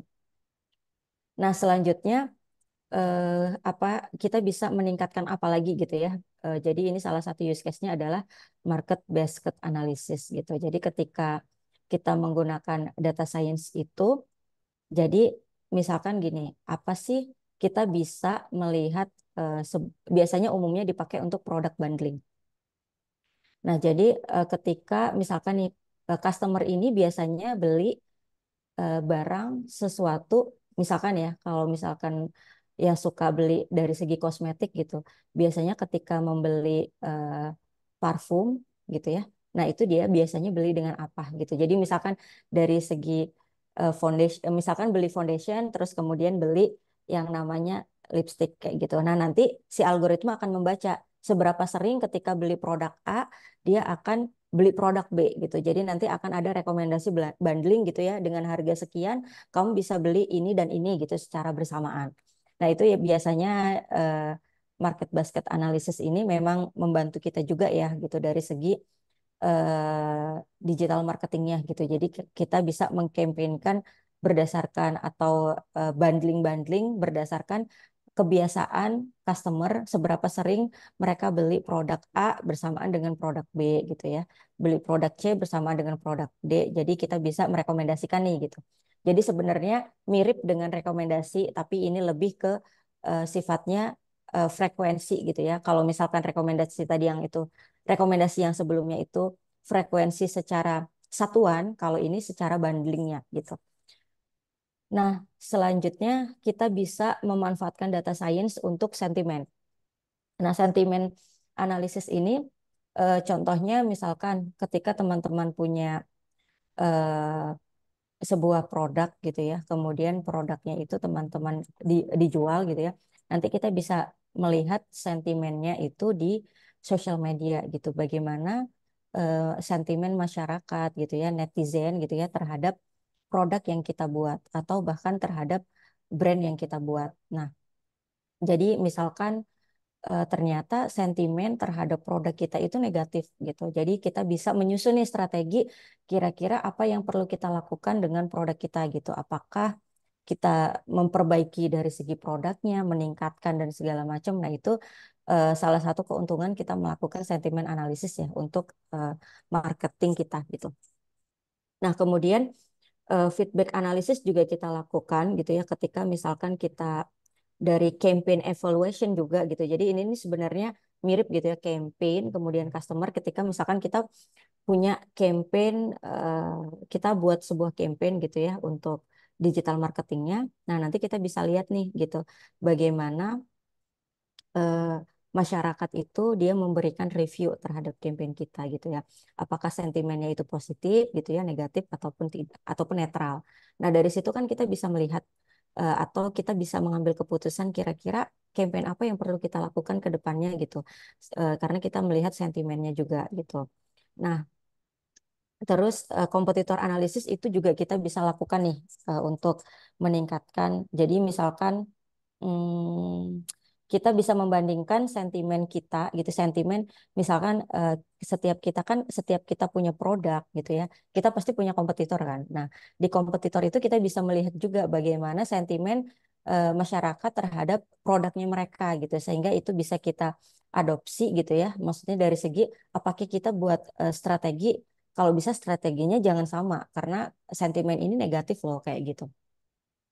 Nah, selain itu juga dengan kalau misalkan di data science sentimen analisis ini menggunakan istilahnya adalah natural language processing gitu. Jadi bagaimana kita memproses data itu dalam bentuk teks gitu ya, sehingga kemudian kita bisa ambil keputusan dari hasil data yang diolah tersebut. Nah, selain itu sebenarnya kita juga bisa melakukan keyword gitu ya. Kalau misalkan di search engine gitu ya, di SEO itu kan kita menggunakan beberapa keyword ya untuk meningkatkan apa namanya, meningkatkan engagement dan lain-lain dari produk kita misalkan. Nah, nanti kita juga bisa nih analisis dari segi keyword-keywordnya. Jadi misalkan kompetitor lain itu biasanya menggunakan keyword yang seperti apa. Nah, nanti kita bisa tahu. Jadi keyword yang digunakan oleh kompetitor ini ternyata berpengaruh positif terhadap peningkatan engagement misalkan si pengunjung di produk tersebut. Nah, itu kan nanti bisa kita gunakan juga ya gitu dari hasil pengolahan si eh, NLP ini gitu. Nah, kemudian selanjutnya adalah kita bisa churn prediction. Jadi kalau misalkan kita punya e-commerce gitu ya, kita punya produk, churn itu adalah seseorang atau seseorang yang memang dia tidak melakukan lagi gitu. Misalkan kita punya produk yang sifatnya subscription. Nah, seseorang ini tidak melakukan subscription kembali gitu ya. Atau seseorang ini tidak melakukan purchasing lagi dengan produk yang kita jual gitu. Atau seseorang ini tidak lagi mengunjungi, misalkan kita punya website, kita punya produk, mereka tidak lagi mengunjungi itu gitu. Nah, kenapa churn prediction ini juga penting kita lakukan gitu ya ketika kita untuk meningkatkan dari segi campaign digital marketingnya gitu.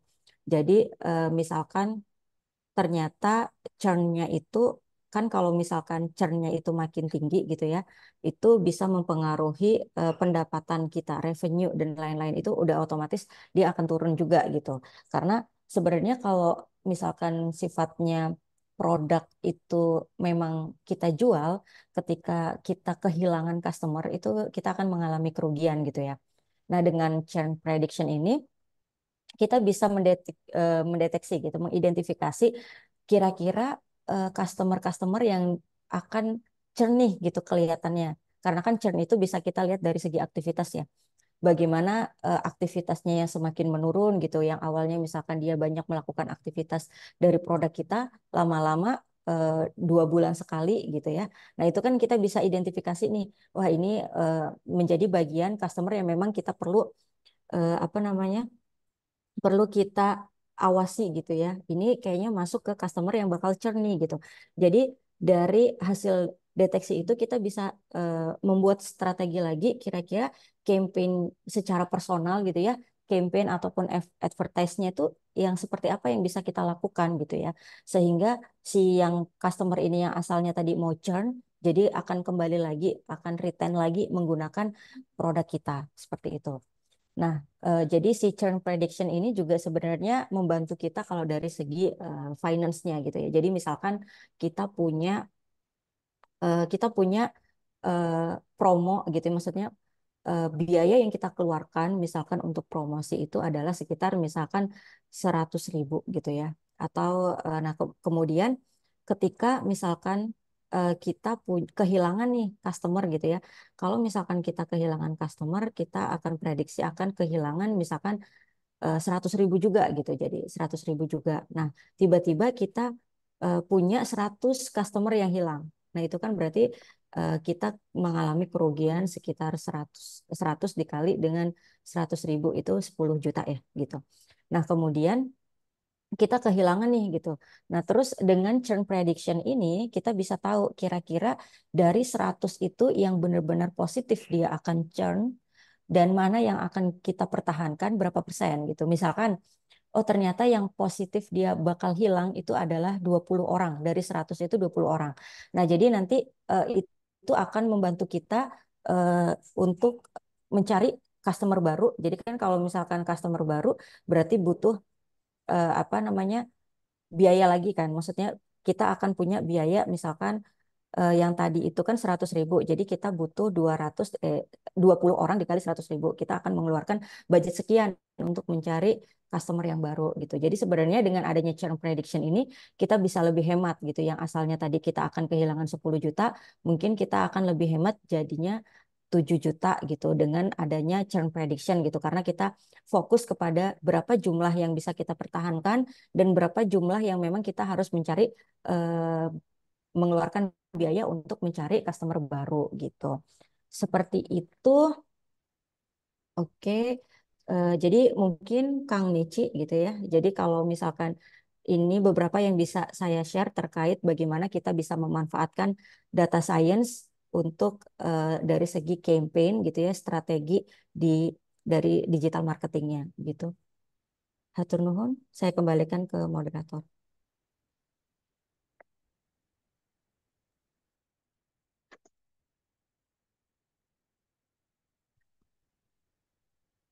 Ya, kami ucapkan terima kasih kepada Teh Afrida yang telah memberikan paparan mengenai data science meet digital marketing, strategies for effective campaign.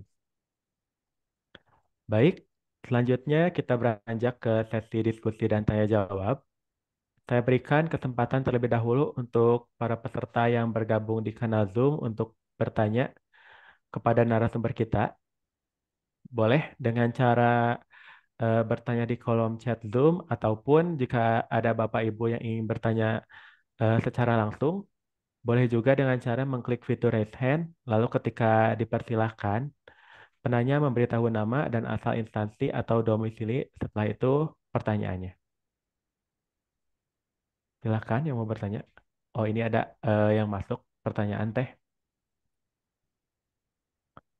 Izin bertanya, bagaimana cara kita menghindari data bias dalam analisis data digital marketing? Dari Chandra Lesmana, JDA Digital Marketing. Mau langsung Oke, dijawab, baik. Teh? Boleh, Kang siapa namanya tadi? Kang Zeri ya. Oke. Tapi mungkin Kang Zeri bisa lebih mengelaborasi lagi ya. Maksudnya data bias yang disampaikan Kang Zeri tadi, data bias yang seperti apakah?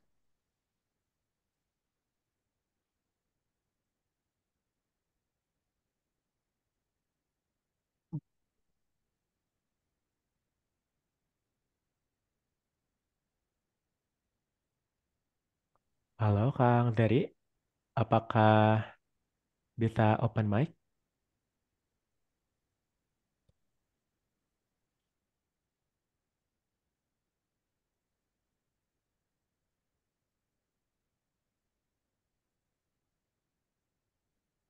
Oke, mungkin langsung dijawab aja kali ya, Kang Nici.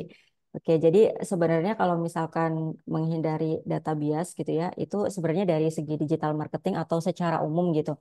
Nah, pertama tuh data-data yang ada di kita itu memang untuk menghindari itu pertama kan ada tahapan cleansing data gitu. Nah, di data cleansing ini kita memang harus memastikan gitu data-data kita itu memang sudah benar-benar clean dari segi apakah datanya tidak konsisten gitu ya misalkan atau datanya ada beberapa yang anomali gitu ya. Nah, itu kita di tahapan data cleansing. Nah, kemudian sebenarnya data cleansing ini sangat perlu gitu ya ketika misalkan kita menggunakan mencoba mau menggunakan algoritma data science gitu karena untuk menghindari tadi ya menghindari hasil-hasil yang bias dari datanya gitu. Jadi kalau di kita itu ada algoritma-algoritma yang memang kita perlu evaluasi juga gitu dari segi model apakah si algoritma ini sudah sesuai gitu ya atau sebenarnya ini tuh hasil prediksi ataupun hasil analisisnya masih dikatakan bias gitu. Nah, itu biasanya tergantung dari bagaimana kita meng-cleansing datanya dan memilih metode atau model algoritmanya gitu. Jadi gimana menghindarinya? Yang pertama adalah di tahapan cleansingnya gitu. Jadi di tahapan cleansingnya atau explore datanya itu sampai benar-benar clean sehingga kita tahu nih data kita itu sudah aman gitu ya untuk kita gunakan algoritma lainnya gitu. Nah, kemudian selain itu kita evaluasi dari segi algoritma ketika kita melakukan algoritma pengolahan datanya gitu ya. Jadi setelah ada hasilnya kan kita perlu evaluasi gitu ya. Nah, kemudian setelah kita evaluasi apa yang perlu diperbaiki, apakah ini masih bias atau tidak. Nah, seperti itu sih. Mungkin Kang Nici. Hatur nuhun Teh Afrida atas jawabannya.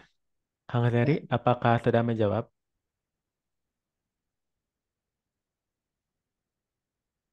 Oh, siap katanya. Ini di kolom chat ada pertanyaan lain juga, Teh. Mm-mm.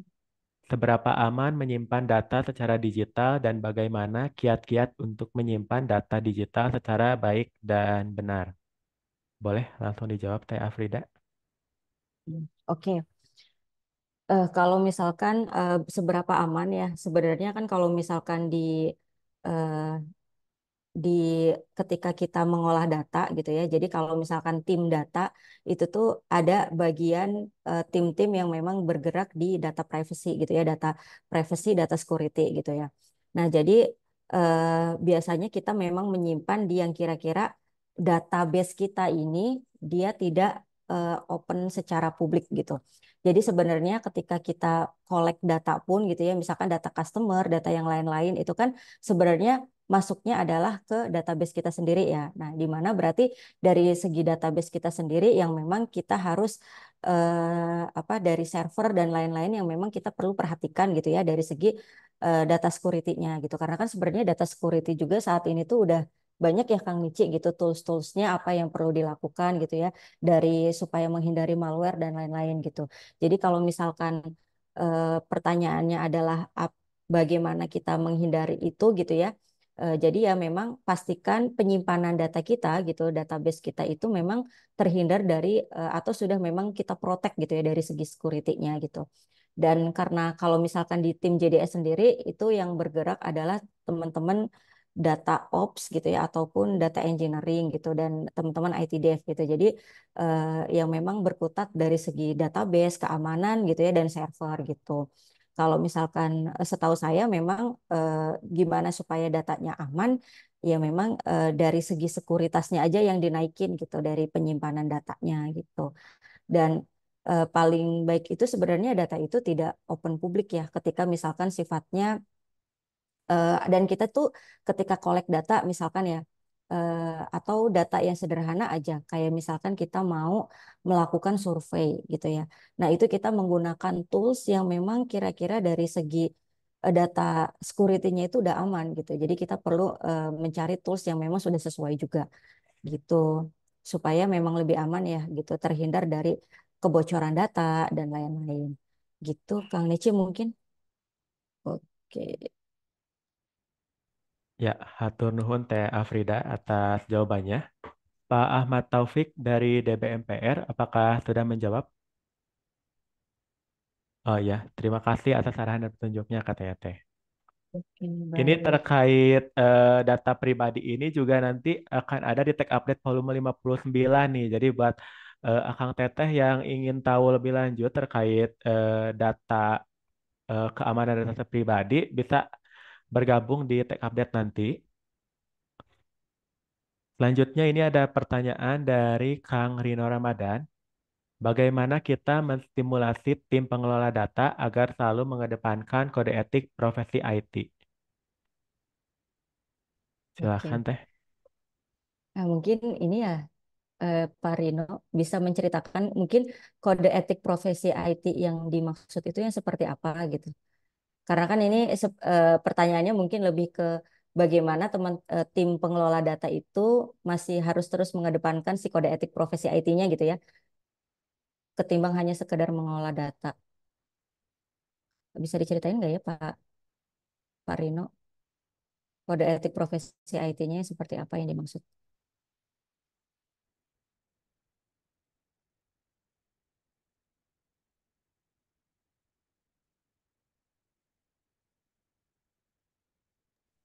Halo Pak Rino, apakah bisa open cam, open mic? Ya, cek cek. Terdengar nggak ya, Kang? Terdengar, Pak.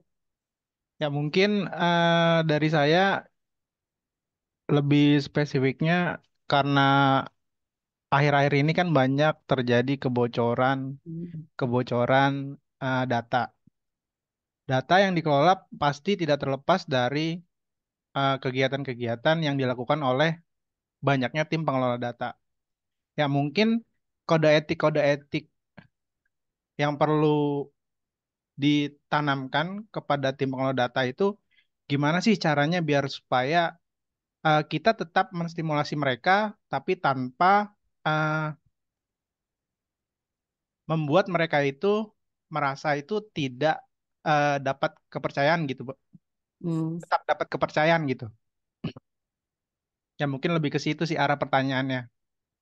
Oke, oke, baik Pak Rino. Mungkin ini ya sekedar sharing juga gitu kalau misalkan di apa yang kita terapkan di JDS gitu ya, di Jabar Digital Service antara teman-teman engineer gitu kan. Kalau IT kan berarti ranahnya teman-teman engineering gitu ya, sama ranahnya teman-teman data gitu. Nah, kalau di kami itu ada semacam kolaborasi. Jadi ketika misalkan teman-teman data ini kan memang fokusnya di pengolahan datanya gitu ya. Jadi cuman kalau misalkan dari segi data security dan lain-lain itu banyaknya ranah di teman-teman engineer gitu. Nah, kalau di kami itu ada kolaborasi gitu Pak. Jadi misalkan dari teman-teman data kita itu punya format gitu, punya format data. Kita ingin data kita itu seperti ini. Data yang bisa diolah formatnya seperti ini gitu. Nah, kemudian kita itu mendiskusikan gitu ya dari format-format yang sudah kita susun untuk kepada teman-teman engineer-nya, ke teman-teman IT gitu. Jadi gimana ya kalau misalkan data yang masuk gitu ya, data yang masuk, nah kan kalau dari segi sekuritas mah itu ranahnya teman-teman ya, teman-teman engineer gitu. Nah data yang masuk itu eh, kita sesuaikan dengan format yang dibutuhkan oleh teman-teman data gitu. Jadi sebenarnya kalau bagaimana menstimulasi gitu ya, nah ini kan sebenarnya kita perlu tahu tupoksi masing-masing tim pengelola data itu mengerjakan bagian apa, kemudian tim profesi IT mengerjakan bagian apa gitu. Jadi supaya tidak ada apa ya kejenjangan ketika kenapa nih tim pengelola data tapi tidak mengedepankan kode etik IT gitu. Karena kalau kalau di kami tuh antara engineer dengan yang tim data itu memang ada maksudnya kolaborasi gitu ya Pak Rino. Jadi mana yang memang ranahnya teman-teman IT ketika ini data sekuritas gitu ya. Jadi nanti dari teman-teman data itu membantunya seperti ini biasanya. Eh, Kita memberikan rekomendasi kepada teman-teman IT kira-kira data yang sifatnya pribadi itu data yang seperti apa aja gitu. Jadi nanti dari teman-teman IT juga punya apa namanya mengedepankan data sekuritas yang seperti yang level apa kayak gitu. Nah, kemudian eh, kita apa ya dari segi datanya gitu ya dari segi tim pengelola datanya itu kita butuh data yang seperti apa nah nanti formatnya disesuaikan gitu jadi dari teman-teman engineer itu menyesuaikan format data yang memang kita butuhkan gitu ya di tim pengelola data dan kita juga bisa memberikan rekomendasi kepada engineer terkait data sekuritasnya seperti itu sih Pak gitu jadi kalau misalkan bagaimana mengedepankan supaya tim pengelola data lebih mengedepankan kode etik mungkin perlu ada batasan gitu ya, mana yang bisa dikerjakan oleh tim data dan mana yang di ranahnya teman-teman IT-nya gitu. Jadi kalau ada kesepakatan bersama, misalkan ketika eh, mana sih masuk ke data yang sifatnya privacy gitu ya. Jadi kalau misalkan data yang sifatnya privacy itu levelnya data yang seperti apa gitu ya. Jadi dari tim pengelola data juga diberi apa ya semacam eh, bahwa kalau data privacy itu tidak boleh misalkan di-share secara publik gitu ya. Data-data mana yang memang hanya bisa di-share gitu ya secara publik. Nah, seperti itu sih Pak. Mungkin menstimulasinya lebih ke membagi tupoksi antara IT dengan tim pengelola data gitu ya dan melakukan kolaborasi gitu.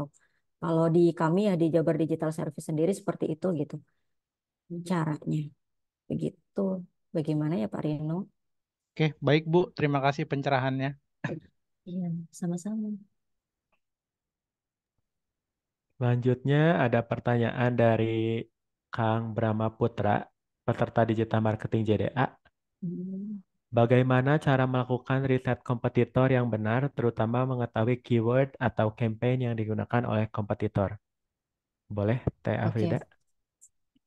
Oke, sebenarnya kalau misalkan riset kompetitor itu kan apa namanya ada beberapa ya gitu metode yang bisa kita lakukan gitu, kompetitor analytics analisisnya gitu dari segi misalkan kompetitor tersebut biasanya kita analisisnya tuh analisis SWOT gitu ya dari SWOT dari strength yang dimiliki oleh kompetitornya gitu ya, kira-kira weakness yang ada di kompetitornya seperti apa gitu ya, kemudian opportunity bahkan threat-nya dari si kompetitor itu seperti apa.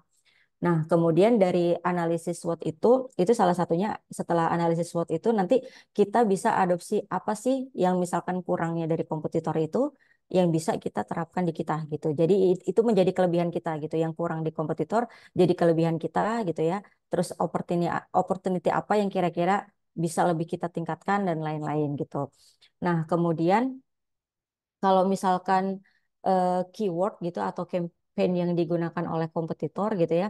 Jadi mungkin lebih ke sebenarnya risetnya itu adalah kita eh, mencari gitu ya kira-kira kompetitor ini gitu. Mungkin kalau dari segi digital marketingnya gitu karena kan sebenarnya saya bukan maksudnya bukan di bagian digital marketing gitu, tapi di bagian data analytics gitu. Tapi kita bisa melihat nih kira-kira apa namanya kan kalau misalkan kita mau set campaign dan lain-lain itu suka ada keyword ya.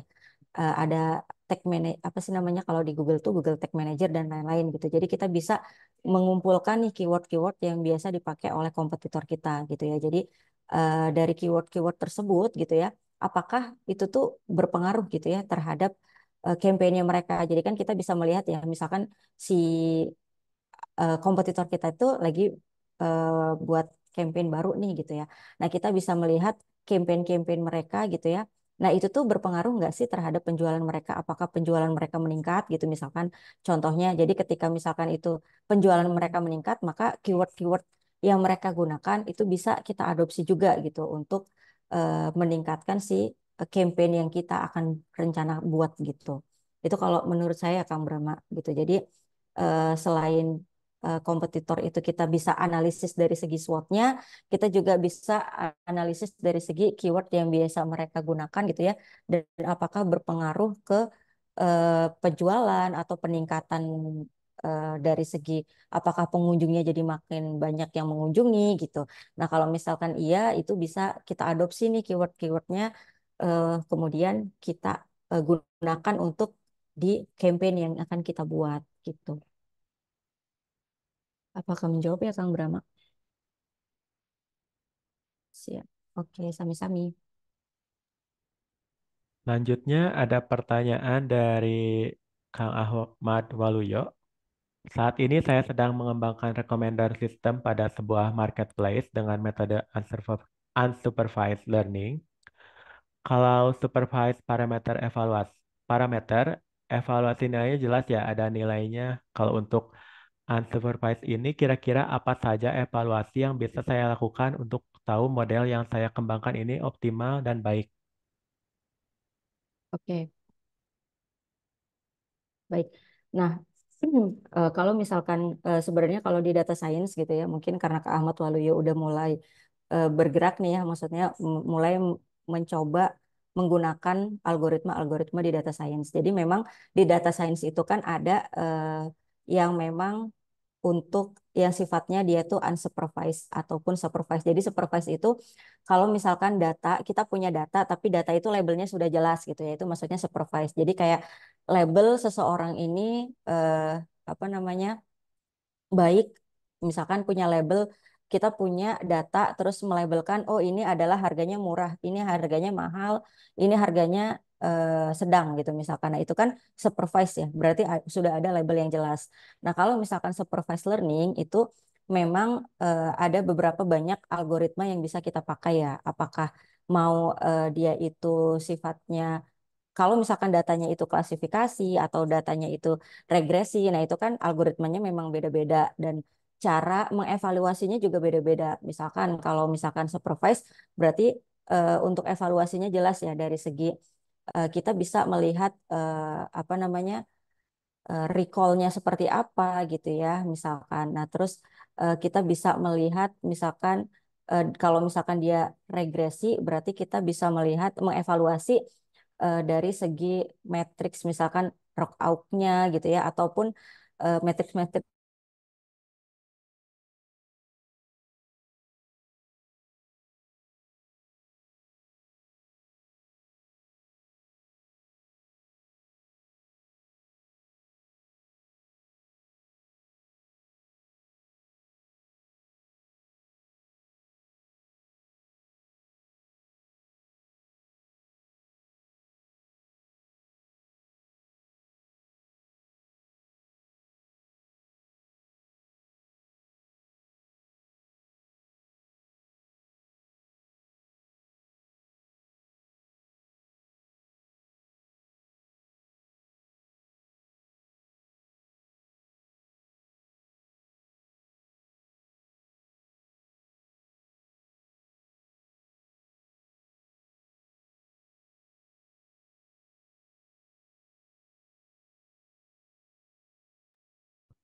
Sepertinya sedang ada kendala jaringan dari Teh Afrida. Oh, halo halo. Halo Teh, sudah bergabung kembali? Oh, sudah. Oke, punten ya. Tadi koneksi berarti. Oke, jadi kalau misalkan tadi bicara tentang bagaimana mengevaluasi si modelnya gitu ya. Kalau misalkan dia unsupervised berarti kan umumnya kalau unsupervised itu clustering dia berdasarkan jaraknya gitu. Nah, nanti kita evaluasi itu. Jadi si jarak kalau misalkan salah satunya itu menggunakan Euclidean ya, Euclidean distance. Kalau misalkan jarak Euclidean-nya makin rapat atau misalkan makin jauh, nah itu yang kita lihat gitu. Kalau misalkan makin jauh itu kan sebenarnya kalau misalkan makin rapat itu kan ada dia jadi satu segmen ya. Nah, kalau misalkan makin jauh tuh bisa jadi kurang tepat karena antara jarak satu dengan jarak yang satunya itu sebenarnya bisa jadi itu tuh beda segmen gitu. Cuman karena apa tapi dia terhitung jadi satu segmen kayak gitu. Nah, kalau misalkan di unsupervised biasanya kayak gitu melihat mengevaluasinya dari segi si jaraknya gitu. Mungkin menjawab enggak ya, Pak? Siapa? Pak Ahmad Waluyo ya?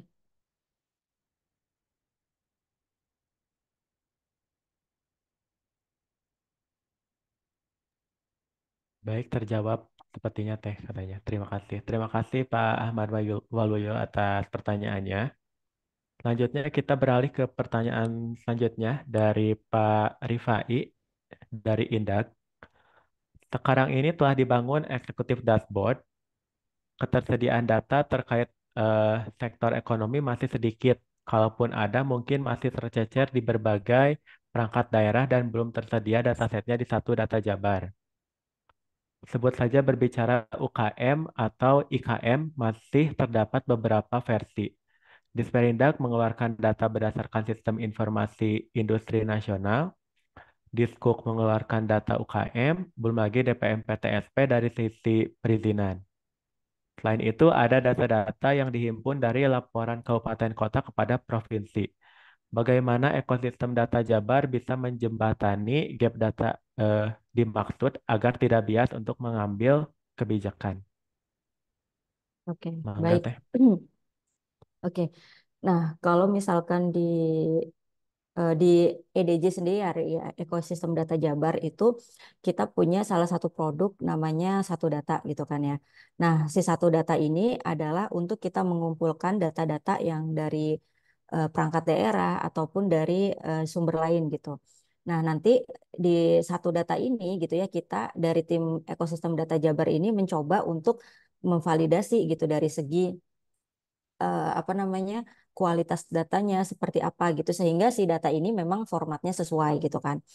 Nah, kemudian baru nanti data-data ini bisa kita ada yang bisa kita publish di open data, ada yang memang dikonsumsi secara internal saja gitu ya di perangkat daerah. Nah, sebenarnya itu salah satu gitu ya ketika apa yang dilakukan oleh EDJ gitu ya untuk supaya data-data yang ada dari berbagai macam sumber itu terhimpun di satu tempat gitu. Dan kemudian sebenarnya kalau dikatakan apakah bias atau tidak gitu, karena kan data itu ada berdasarkannya ya. Tadi kalau misalkan Pak Rifai menceritakan, misalkan ada data laporan UKM dari kabupaten kota, kemudian ada Disperindak mengeluarkan data gitu ya, sistem informasi industri dan lain-lain. Nah, ini dari berbagai macam data. Nah, itu kan kita bisa lihat misalkan data yang dikeluarkan dari Disperindak itu data yang seperti apa? Apakah memang data UKM gitu ya yang dilihatnya itu dari level apa gitu ya. Terus data yang misalkan dari Diskup itu juga dari level apa gitu. Nah, kemudian nanti kalau misalkan kita simpan di open data itu bisa jadi memang ada beberapa macam sumber gitu. Sumbernya misalkan eh, data misalkan data UKM berdasarkan apa gitu ya. Misalkan berdasarkan sistem informasi gitu. Data UKM berdasarkan pendapatannya, misalkan data UKM berdasarkan apa gitu. Nah, sebenarnya dari macam-macam sumber itu tidak jadi masalah ya gitu. Cuman ketika kita mau melakukan analisis data, itu kan kita perlu nih data mana sih yang sebenarnya kita butuhkan, benar-benar butuh, apakah data yang sumbernya dari Disperindak atau data yang misalkan sumbernya dari Diskup dan lain-lain gitu. Jadi sebenarnya kalau di EDJ sendiri gap-gap yang seperti ini memang diwadahi di aplikasi satu data gitu. Jadi bagaimana data-data itu bisa terhimpun, kemudian bisa kita validasi gitu ya dari segi format kualitasnya. Nah, kemudian ada yang bisa kita publish di open data gitu ya, dan kemudian nanti kita kembalikan lagi misalkan kepada masyarakat ingin menggunakan data yang mana gitu ya. Yang penting data yang kita publish itu sudah sesuai gitu. Gitu mungkin.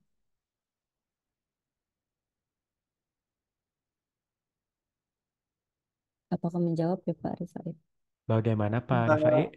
Bu, Boleh?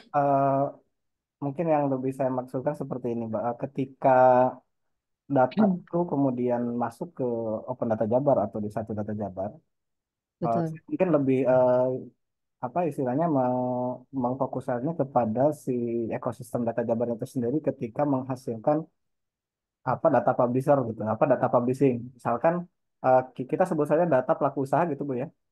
Nah, data pelaku usaha itu kan dengan metode yang berbeda-beda, katakanlah di KUK mengeluarkan data yang tentunya dengan metodologi yang mereka lakukan.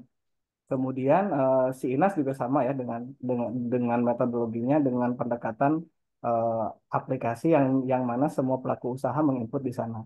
Hanya saja pada saat itu data kemudian dihasilkan, datanya kan berbeda, Bu ya. Nah, eh, datanya berbeda, cenderung data itu akan lebih banyak yang dilakukan melalui survei gitu ya, melalui survei ataupun misalkan faktual ke lapangan. Nah, di sini disparitasnya jauh, Bu, yang dikeluarkan oleh dinas yang lain dengan yang dikeluarkan oleh dinas kami gitu. Nah, ketika kalau dianalogikan seperti data penduduk lah kurang lebih seperti itu. Ketika data penduduk itu ada yang versi Dukcapil, ada yang versinya BPS gitu. Nah, kan data itu ada dualisme seperti itu. Nah, seperti apa ekosistem data Jabar menyikapi hal itu gitu dan kira-kira ngedrive-nya kemana gitu kira-kira yang lebih baik untuk si pengambil kebijakan gitu. Oke.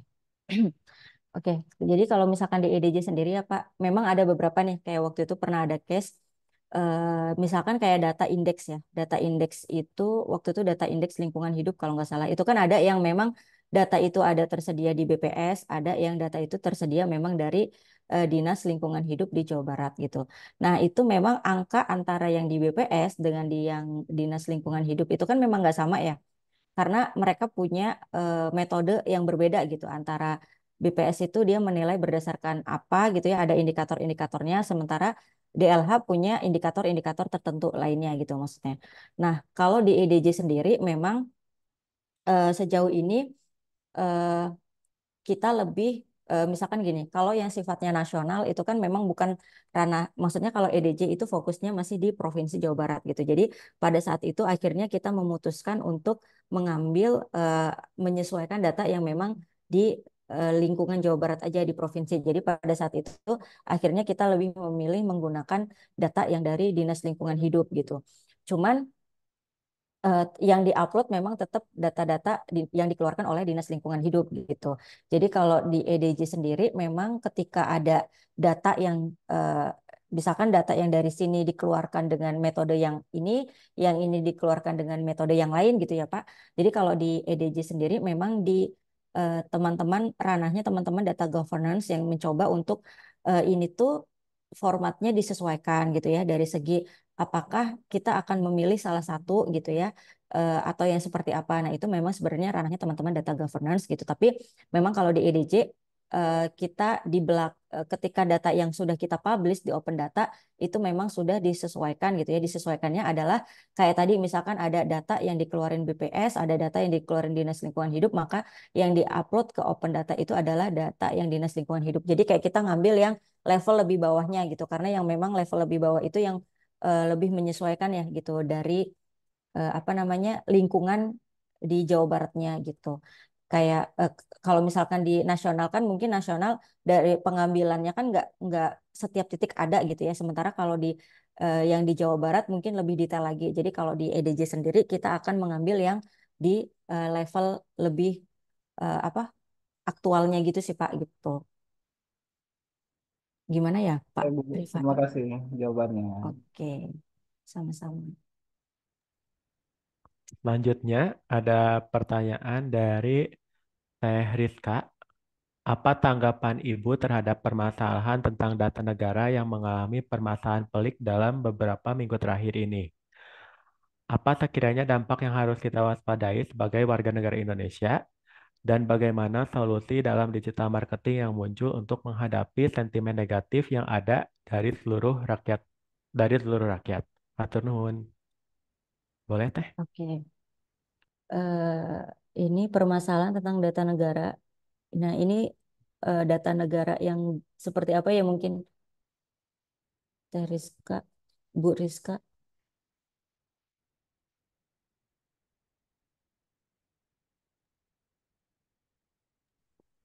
Halo Teh Rizka, apakah bisa open mic?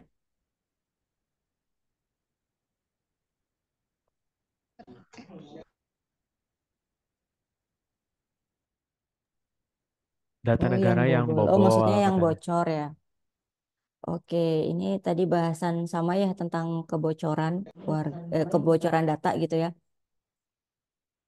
Dampak yang harus kita waspadai. Sebenarnya kalau bicara kebocoran data tuh memang adalah hal yang perlu harus diwaspadai gitu ya. Kalau misalkan, tapi kan tergantung ya kebocoran ini apakah memang hanya misalkan terkadang ada malware yang sebenarnya data kita itu bocor di seseorang aja dan dia memang sebenarnya hanya minta tebusan aja gitu. Nah, cuman kalau misalkan data itu sampai bocor sebenarnya dampaknya adalah lebih ke data pribadi kita memang diakses oleh orang lain gitu. Nah, dampak negatifnya adalah mereka tahu secara pribadi data kita itu gitu ya dari segi alamat dan lain-lain bahkan nomor handphone ya pokoknya alamat rumah gitu ya terus yang lebih detailnya lagi dari kita gitu ya jadi salah satu dampaknya yang harus kita waspadai adalah ketika misalkan data kita digunakan sebagai pinjaman online dan lain-lain gitu nah itu adalah salah satu dampak yang memang harus kita waspadai.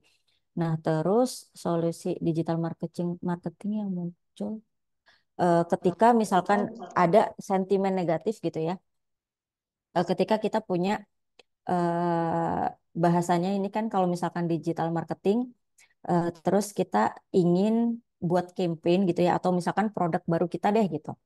Nah, misalkan ada produk, kita akan ada campaign nih, misalkan dengan suatu brand gitu, dan ternyata brand itu tuh lagi sentimen negatifnya gitu di masyarakat gitu ya.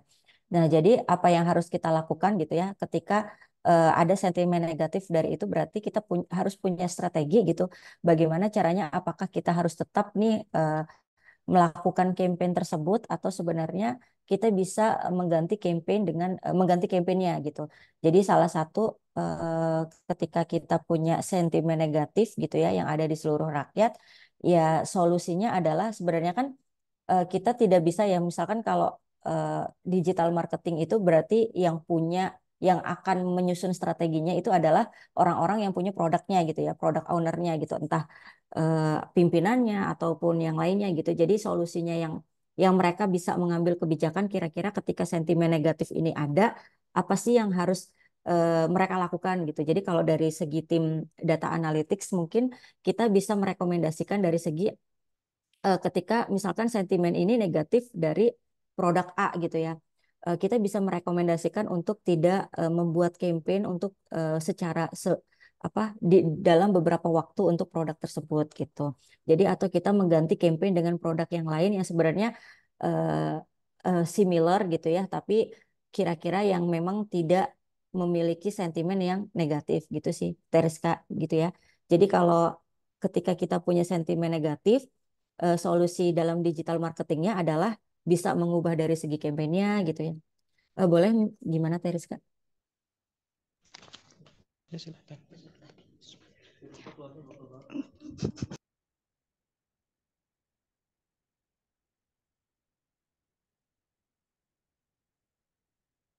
Halo Mbak. Ya, baik. Di sana enggak? Udah cukup Mbak. Oh, sudah. Oke.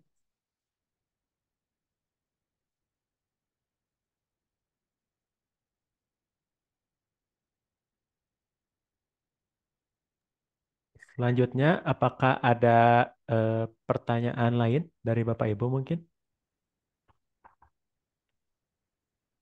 Silahkan yang mau bertanya lagi. Ini cukup menarik juga terkait perlindungan data pribadi ini. Karena di Tech Update volume 59 nanti juga besok kita temanya ini terkait perlindungan data pribadi nih. Judulnya Smart City, Smart Citizen. Melindungi data pribadi di era serba pintar. Boleh Bapak Ibu yang memang masih tertarik dengan perlindungan data pribadi untuk segera mendaftar di Tech Update volume 59, bisa mendaftar lewat aplikasi Sapa Warga.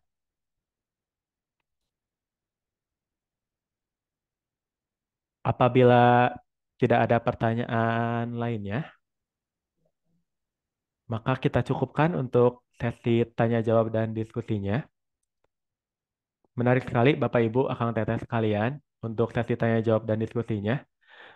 Antusias sekali untuk para peserta pada pagi hari ini. Saya ucapkan terima kasih kepada narasumber kita, Teh Afrida, atas insight dan waktunya. Mari kita berikan apresiasi dengan mengklik fitur applause untuk Teh Afrida.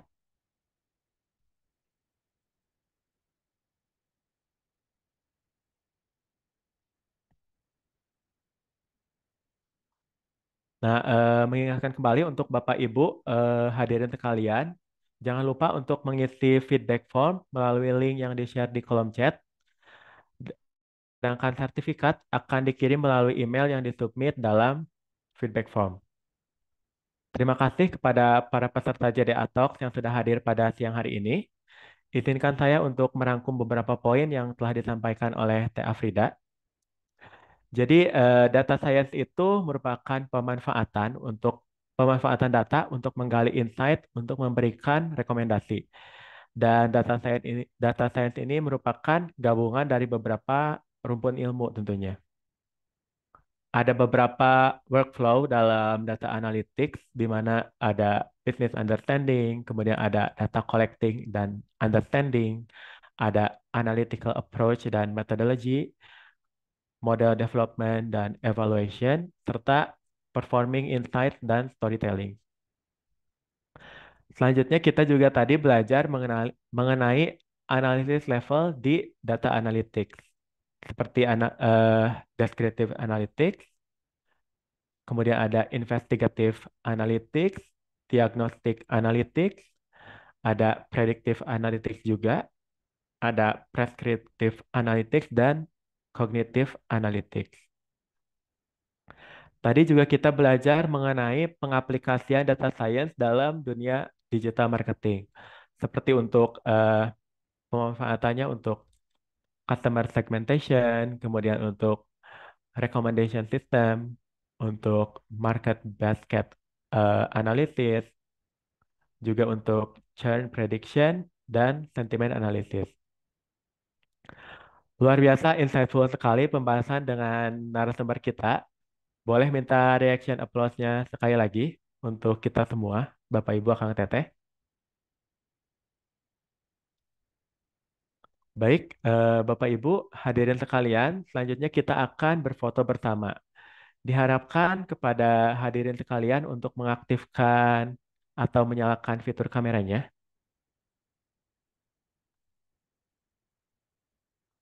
Ya, boleh bersiap. Saya akan hitung dari mulai hitungan 1, 2, 3. Ya, terima kasih Bapak Ibu, mengingatkan juga untuk para peserta untuk dapat mengisi feedback form melalui link pada kolom chat Zoom. Juga sebagai akses untuk mendapatkan sertifikat JDA Talks pada hari ini. Tiba saatnya kita sudah berada di penghujung acara kegiatan kita pada hari ini. Mengingatkan lagi untuk Bapak Ibu, Akang Teteh, dan peserta JDA Talks pada hari ini, jangan lupa untuk follow Instagram Jabar Digital Academy di @jabardigitalacademy agar tidak ketinggalan informasi mengenai event-event menarik selanjutnya. Dan tentunya Jabar Digital Academy ini hadir sebagai upaya Pemprov Jabar untuk meningkatkan literasi dan kompetensi digital masyarakat Jawa Barat. Sebagai penutup kebersamaan kita pada siang hari ini, saya ucapkan terima kasih untuk para peserta JDA Talks yang telah setia menyimak sampai saat ini. Dan saya juga ucapkan terima kasih banyak untuk narasumber kita, Teh Afrida Hafizatul Ulum, selaku Data Analytics Manager di Ekosistem Data Jabar. Semoga apa yang telah disampaikan dapat bermanfaat bagi kita semua. Harapannya dengan diselenggarakannya kegiatan kita pada hari ini dapat meningkatkan literasi dan kompetensi sumber daya manusia guna menjadi profesional dan talenta digital yang mampu berkontribusi pada perkembangan ekonomi digital, inovasi dan transformasi teknologi di wilayah Jawa Barat. Dan tentunya ini merupakan komitmen kita bersama sebagai dukungan terhadap Jabar Digital Province, Jabar Juara Lahir Batin dengan inovasi dan kolaborasi. Saya Nici Azhari Holik, mewakili tim yang bertugas, pamit undur diri. Sampai bertemu di JDA Talks by Jabar Digital Academy volume selanjutnya. Wassalamualaikum warahmatullahi wabarakatuh. Selamat siang. Terima kasih semuanya. Terima kasih.